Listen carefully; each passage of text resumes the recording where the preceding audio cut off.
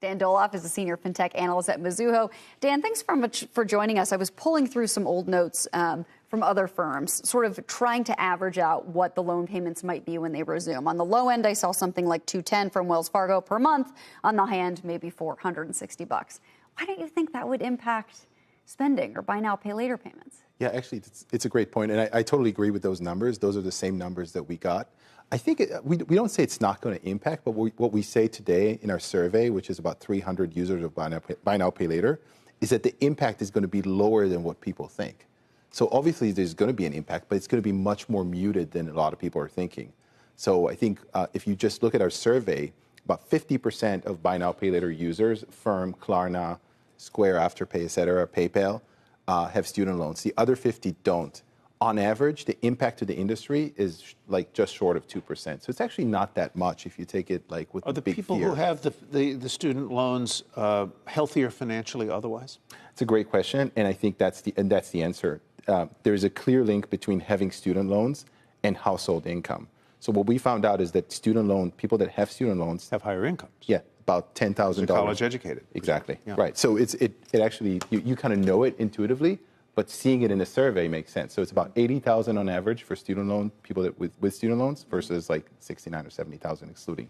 There's also a very interesting link between more buy now pay later apps, using more buy now pay later apps, and higher income. So that's what I was going to ask you. I don't understand that then. Why are you needing to use buy now pay later if you have a higher income?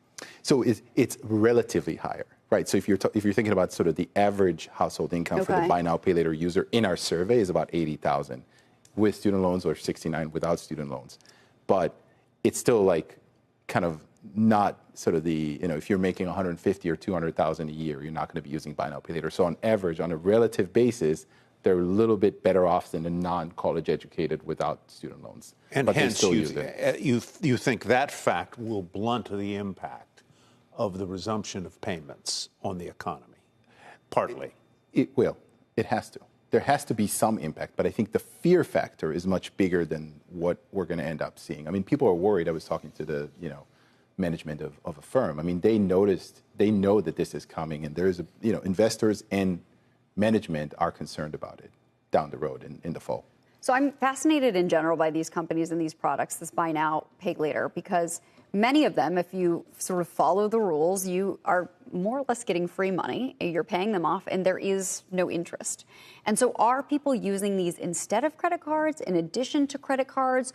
What if consumers learned about how the product works and what it enables them to buy? In terms of is it a replacement for credit cards? Yes. There's two cohorts, I think. There's people that use it at the very low end, right? And they don't have credit cards. They don't have access to credit. But there's also, we've done surveys and research in the past that shows that there's also kind of daddy pays the bill users. At the end of the month, you just get someone else is paying your bill for you. So it's all over the place. A lot of people shop online using a firm, for example, right? A lot of people use Afterpay when they shop in store. So it's not just the underbanked, but there's definitely a big cohort there. By the way, what Firm has done, and some of the other guys have done, they've tightened the credit box recently because of what happened. So you have less of the lower cohorts and more of the investment grade. So I'd say it's like a mixed bag. I know retailers like it because it often increases the transaction value. Correct. At really not much cost to the retailer.